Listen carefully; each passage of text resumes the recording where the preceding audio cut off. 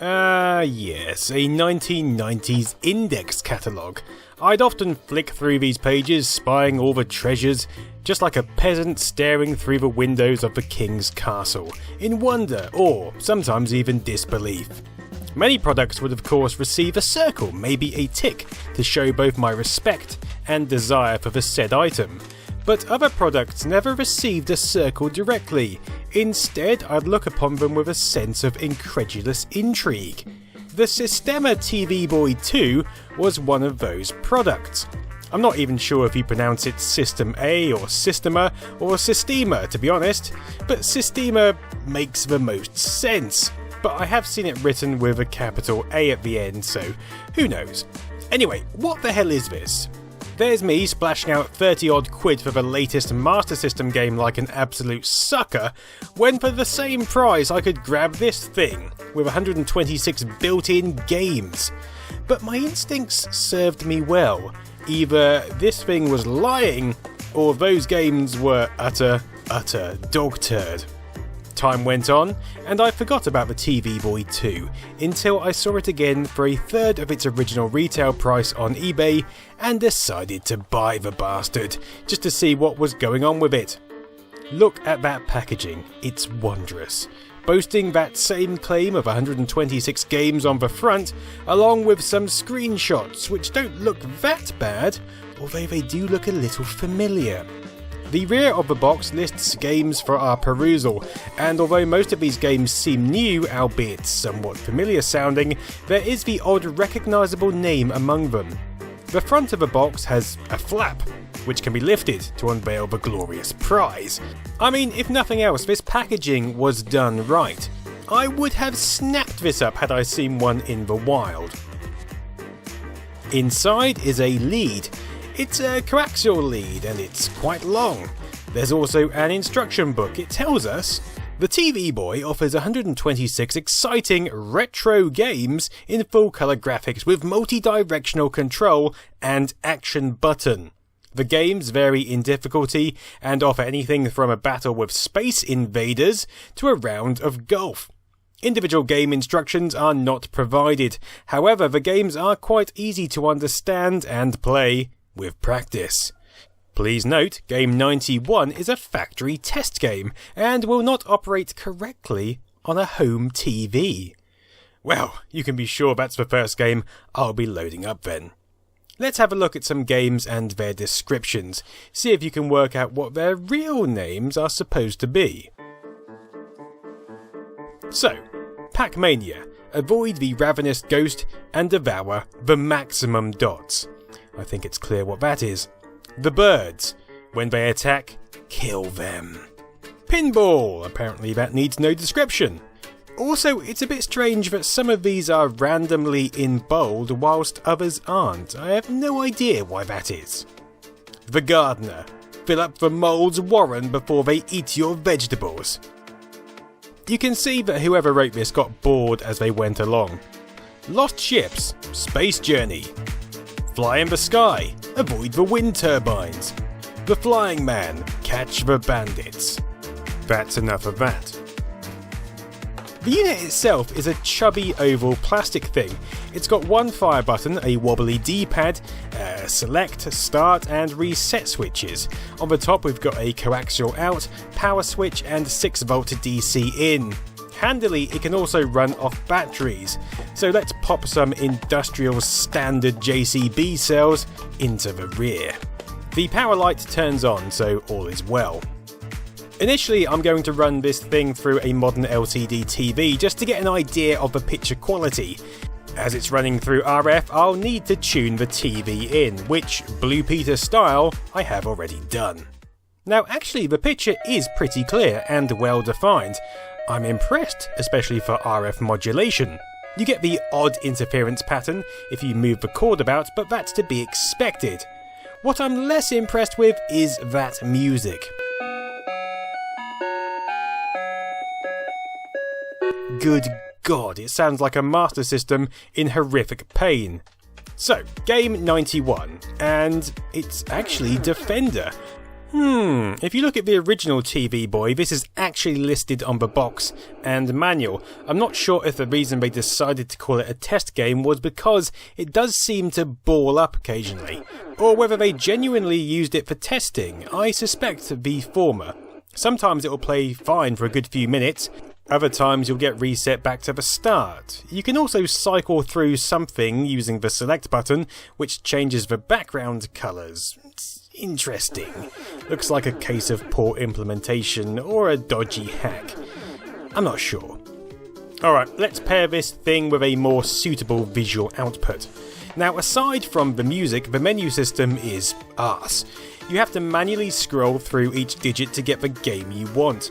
There's no on-screen indication of what the game is at all, but let's try some titles. No doubt you've already twigged, but if not, it's clear that these are all Atari 2600 games, and unlicensed ones at that, which seems a bit strange given that this thing was sold in high street retailers in various countries, including the UK of course. Most of the games are completely recognisable, although the titles and copyright messages have been hacked out of a few. But yet it's strange how the better known games still seem to retain theirs in all their glory. I'm not sure if the creators assumed that because these games were so well known, copyright didn't apply, or what, I have no idea. I tried to call the Sistema helpline in the manual to find out more, but unfortunately the number no longer seems to be in service. The number you dialed does not exist. Please check and dial again. Sistema, of course, responsible for making many a cheap LCD game in the 80s and 90s, but still very much a legitimate company. It shows you how much copyright has changed since then, of course, unless we're talking AliExpress or Wish.com, and then nothing has changed whatsoever. Anyway, let's run through a few titles. The first game on the list is Desert Strike, and unfortunately, it's not that Desert Strike. No, this is actually Chopper Command, released in 1982 by Activision. It's perfectly playable. Really, it's a lot like playing a genuine 2600, but without wrist-breakingly stiff joysticks, which is refreshing. Here's River Raid, otherwise known as River Raid. It really boggles me why they changed some names but not others.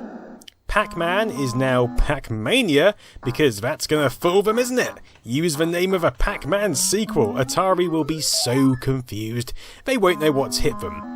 But to be fair, the Atari Games Division entity was at this point mostly sitting dormant under Time Warner, and they had bigger fish to fry than some little retro games from 10 years ago.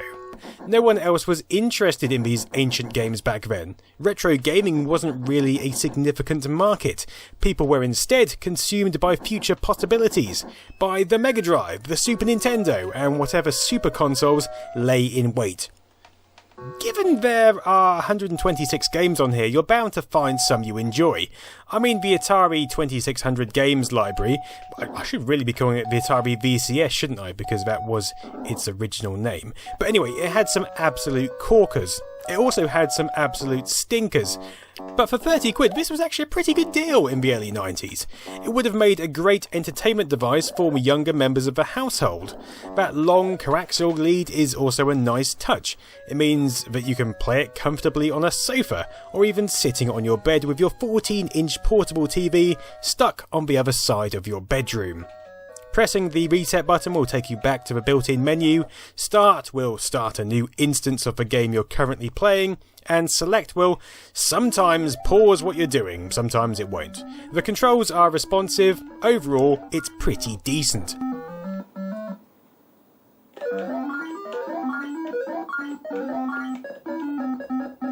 And other people must have agreed it was alright too, especially as this is the TV Boy 2, which itself received 2 further sequels, in the form of the TV Boy 3 and the Super TV Boy.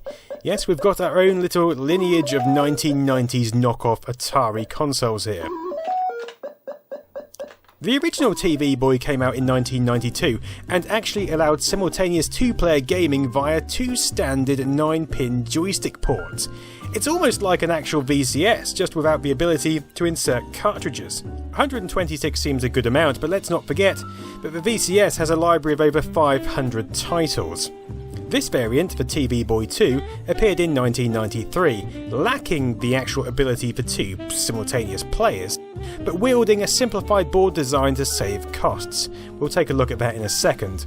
TV Boy 3 from 1994 featured a modern controller, which may not be to everyone's taste, and the Super TV Boy released in 95 looked more like an actual console. But really, other than aesthetic changes, these consoles all contained the same games, bar the odd variation, and they offer the same experience. Some versions of the TV Boy 2 distributed in Europe also seem to have a composite out instead of RF, and you can even get versions of the original with a plug-in antenna, allowing wireless broadcasting to your TV set. Although you'd probably need an indoor aerial to pick up the weak signal. I doubt this thing would extend to your average rooftop aerial. These consoles were all manufactured in China and distributed by Nix in North America, Sistema in the UK, and Acor for Europe. There also appears to be a Japanese variant, which looks very different and comes with a plug-in cartridge. Alright, let's open this Bessie up and see what secrets she holds. It's all a bit sparse really. We've got the modulator to the top right there, and almost everything else is housed under this shielding block, which is actually soldered to the board. But under there you'll find a MOS Technology 6507 CPU, a Stellar chip, the very same responsible for VCS graphics and sound, a 512KB ROM, and 128 bytes of RAM. The games are then simply bank switched into RAM when necessary.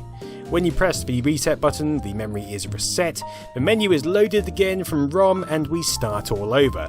Pretty simple stuff, but as is often the case, simplicity works. So there we have it, the Sistema TV Boy, a piece of obscure 90s history, which is actually probably more relevant today than it was in the 90s.